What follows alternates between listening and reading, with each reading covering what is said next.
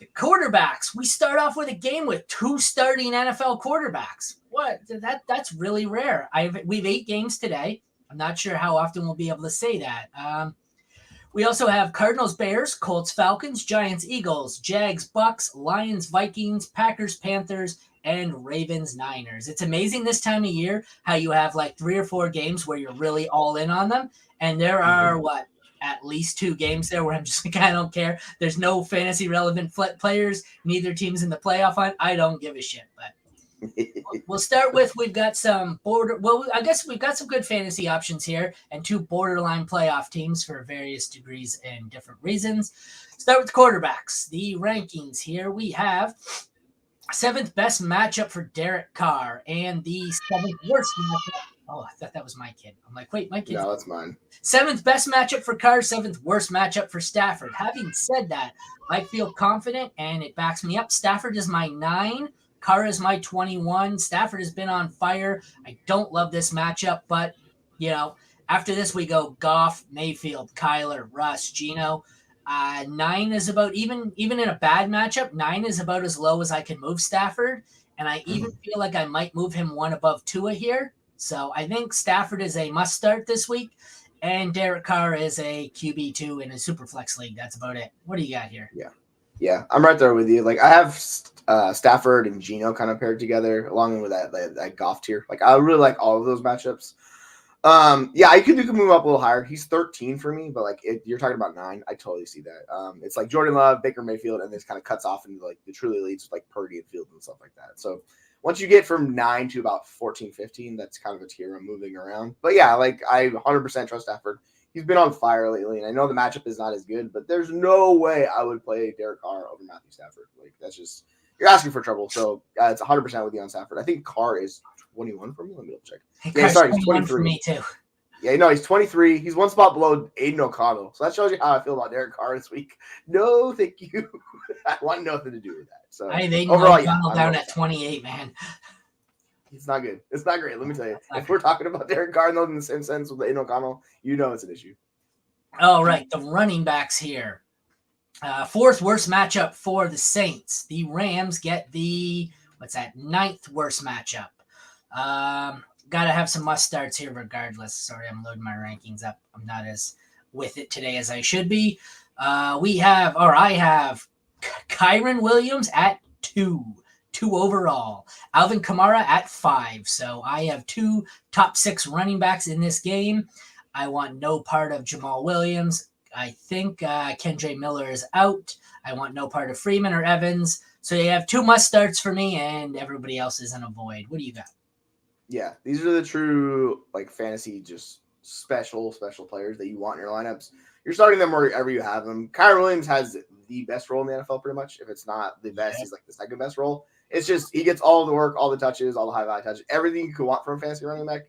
And the only issue is he's just slow and he's small. But besides that, he's elite, so I don't really care. You just put him out there. Sounds like it would be an issue. He's slow and small. But he fits that scheme so well. He's like the perfect fit for what he could do offensively. They love him. This is the irony too, to draft season, of all the metrics you see, of all the rookie profiles and all this, it's like Tom Brady. There's no metric that told you Tom Brady would be as good as he was. There is no metric that tells you anyone should have drafted Kyren Williams. He sucked in his first year. He was what? Well, he was injured for part of it, but he lost his job to everyone, and even now he only got in because of injuries. And then when he did, he's slow, he's small, and lo and behold, he has the best workload. So this is the prime argument here for opportunity over talent at running back. Wouldn't go with that any other position, but at running back, opportunity is like 75% of the battle. So it's king. It's absolutely king. And yeah, I would say Cam Akers has never really been good. So that is maybe the one reason you could have been in on Kyren, just taking the dart on him. But overall, yeah, I'm with you. It's but going into this season, talent-wise, Cam Akers had a far better profile. He was faster, he was bigger, he had a better history of production. There's no reason why Kyren should be a thing other than Kyren's a thing. Well, yeah, Kyren's production was good overall at Notre Dame. He's a really good player. It's just thought it wasn't going to translate. So yeah, I'm with you. I was never in on Kyren Williams. Don't get me wrong, I love him now, but this is not one where originally when we started that, because he was the Walker Brees Hall class, correct? Yes, he was 2 years ago. Originally, when I had him in my rankings, I had him based college profile alone. I hit him as my number 2 behind Breece Hall. I loved him.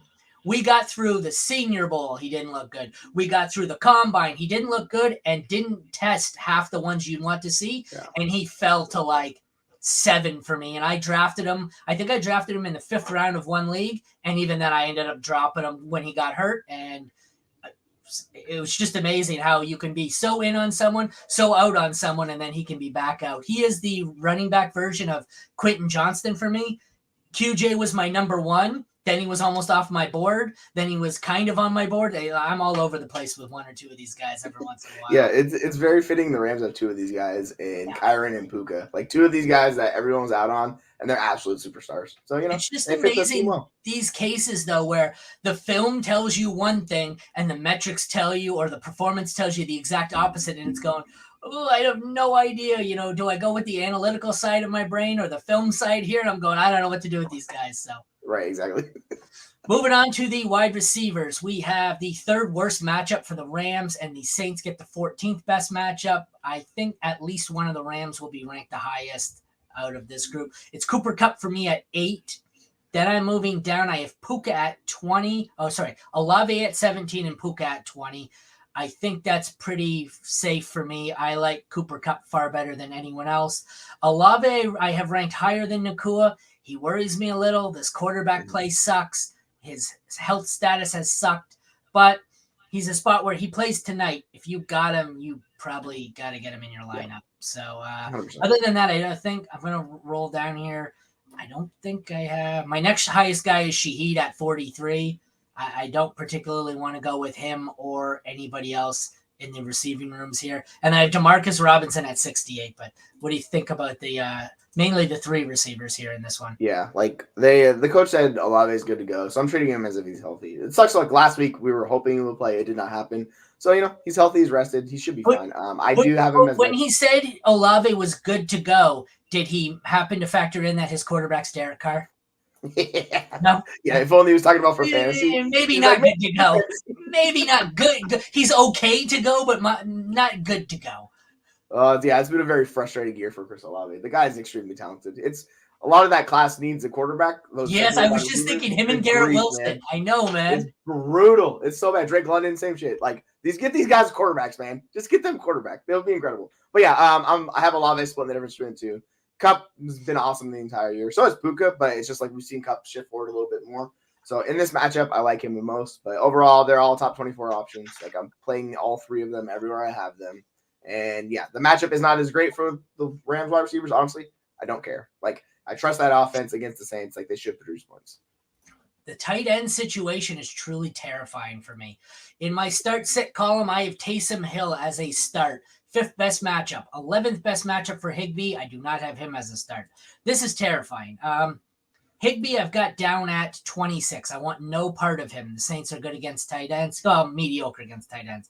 Taysom Hill is the interesting one for me. If you need if you're favored to win and you need a safe tight end, Taysom Hill is not your guy. But like I said in my start-sit column, this one's over at King Fantasy Sports.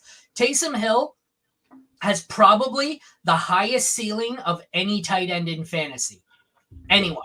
Like when he goes off, it's 45 points. He also has the most non-existent floor of any tight end in fantasy. So if you're a considerable underdog and you need to hope you run into a 40-point game, I see the comment, then that Taysom Hill is for you. If you only need someone who's going to get you 10 points, then you probably play Higbee, who I don't want to play either. So what are you doing here?